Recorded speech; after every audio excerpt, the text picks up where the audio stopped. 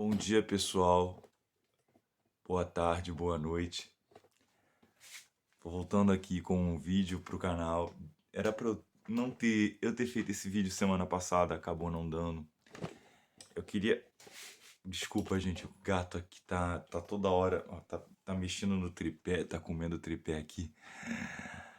Eu queria comentar um pouquinho com vocês sobre o caso Corey. Eu sei que estão um pouco atrasado com isso. Era para ter feito isso na semana passada, mas devido a compromissos não deu para fazer. Então vou comentar um pouquinho aqui com vocês.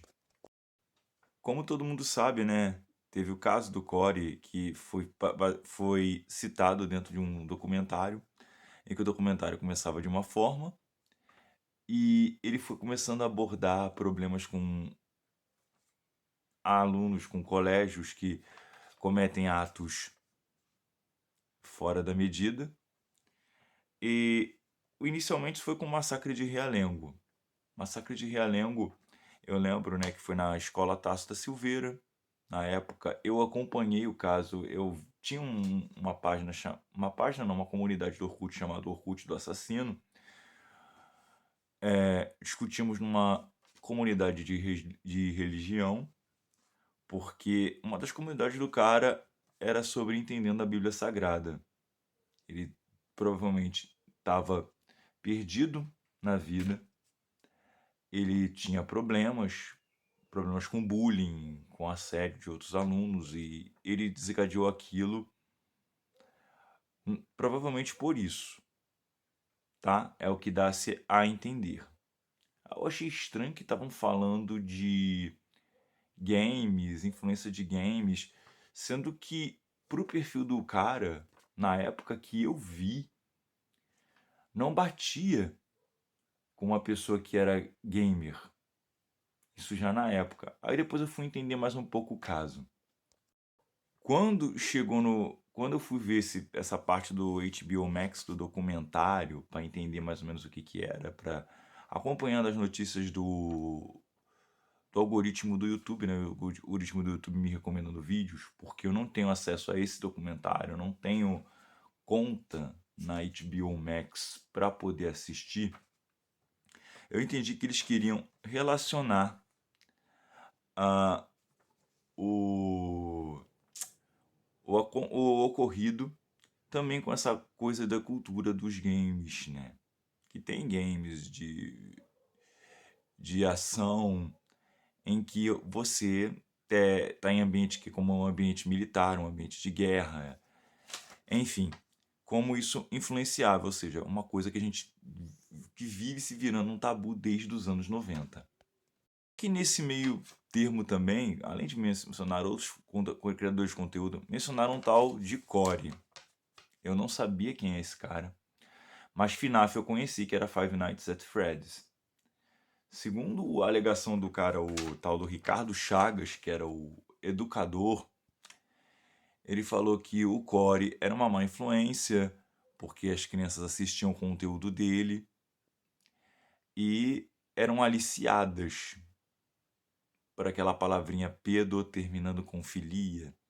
Então, era basicamente isso. Ou seja, começava de um ponto, ia para uma outra coisa e concluir-se com outra coisa totalmente diferente. Isso é porque eu estou falando com vocês que eu não vi o documentário, eu não sei o que o documentário quer abordar. Pode ser que o documentário esteja totalmente seja uma maneira de tentar descobrir o que acontece. Realmente não tenho muita informação do documentário, mas as informações que me vieram eram tão desencontradas, eram uma coisa, depois outra, entende? A grande mídia sempre se perde nisso. Claro que o criador de conteúdo, né, o Core, se desesperou, falou que não era bem assim, que o conteúdo dele não é para criança, que ele mexe lá na conta do YouTube dele, bota porque não é para criança os vídeos dele. Isso aí é uma coisa também que eu faço. Eu deixo todo o meu conteúdo, apesar de eu utilizar algumas coisas como action figures, brinquedos, meu conteúdo não é para criança. E ele se desesperou, tal, ficou com medo do cancelamento e tal, e e ele se pronunciou, ele conseguiu rebater muita coisa do que era referente ao Five Nights at Freddy's também, que não é um jogo para criança, mas ele falou com todas as letras que tinha crianças vendo o canal dele. Mas essas crianças, elas estavam sob aval dos pais. E muitos criadores de conteúdo, influencers que têm filho, estão falando que assistem o conteúdo dele junto com as crianças. Até aí, tudo bem. O cara tá fazendo o trabalho dele, tá tentando, sabe, tá obedecendo as regras da plataforma, entendeu? Ele não tá desobedecendo nada e vem a grande mídia e ataca. Até que chegou o Tiff do Xbox Mil Grau. Lembrando a vocês aqui, eu não tenho nada. Eu não gosto do Tiff. Eu não gosto do Xbox Mil Grau. Não acompanho o trabalho deles. Mas eu sou daquela coisa assim, o cara tem o direito de criar o conteúdo dele pro nicho que ele quiser, entendeu? Ele não tem a obrigação de me agradar. Mas se ele tá ganhando dinheiro, se ele tá ganhando alguma coisa, se ele tem alguma coisa de conteúdo que tá dando retorno para ele, quem sou eu para julgar, né, meus caros? Não sou nada. Porém, ele acusou o Corey de estar usando a massa de público dele para tacar ele naquele infeliz incidente de 2020, que ele nem foi o autor, acho que foi um outro cara lá que queria movimentar até a Microsoft contra ele, sendo que ele nunca foi como é que eu vou dizer? Nunca foi patrocinado pela Microsoft. Provavelmente a Microsoft pagava alguma coisa para ele por ele ter esse engajamento com o público, mas ele utilizou-se do seu público para mover um cancelamento. Ele disse que teve muito problema. Também muita coisa que pode ter acontecido também não pode ser justamente diretamente a culpa dele, mas ele indiretamente provocou todo aquele problema para ele. E ele alegou que é uma lei de retorno, ou seja, está retornando para ele tudo aquilo que ele promoveu. Então, pessoal, o que se conclui? Que a mídia mainstream nunca vai ser amiga de criador de conteúdo da internet. Claro que vão ter os amiguinhos do rei, como o nosso amigo Nelipe Feto, vão ter os queridinhos, mas no geral, mídia mainstream, tá, é um serviço de streaming. Eles não são amigos de ninguém.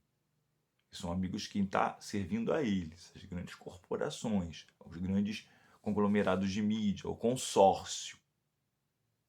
E é isso que aconteceu. Se eles quisessem queimar o Corey, eles teriam queimado. Vou repetir para vocês. Se eles quisessem queimar o Corey, eles teriam queimado sim. Não houve essa mobilização de tentar destruí-lo. Porque primeiro havia uma base de pessoas, de conhecidos, ou seja, um consenso geral, eu vou dizer para vocês, desse pessoal de criador de conteúdo que conseguiu defendê-lo e ele conseguiu passar batido. Mas nem todos têm esse amparo na hora.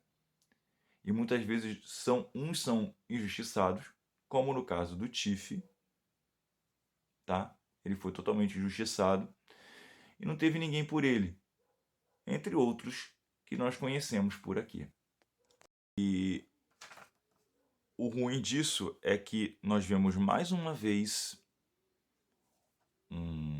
uma grande mídia, um veículo de comunicação sendo usado para atacar pessoas que emitem opinião, pessoas que criam conteúdo a fim de regular a internet. E as pessoas estão caindo nisso. Entende? O meu receio, não só por mim que sou um pequeno criador, mas outros criadores maiores, é isso estourar e virar uma regulação ruim. Nós estamos com um governo que altamente quer isso e conseguimos nos safar uma vez disso, mas isso pode voltar. Esse é o problema. Então, todos os criadores de conteúdo deveriam pensar nisso, né? E deixar as diferenças de lado, de opinião, de divergência, sabe? E tentar criar uma cultura de liberdade de opinião. Comentários infelizes sempre vão ocorrer, mas isso não é motivo de você fazer uma caça às bruxas e tentar queimar a imagem de alguém. Pensem nisso. Só isso que eu quero falar por enquanto hoje. Se gostaram do meu vídeo, curtam, compartilhem o vídeo. Sei que está meio tarde para falar sobre esse assunto, mas eu não vi ninguém fazer essa correlação, então resolvi deixá-la aqui. Valeu? Uma boa segunda-feira, uma boa semana a todos.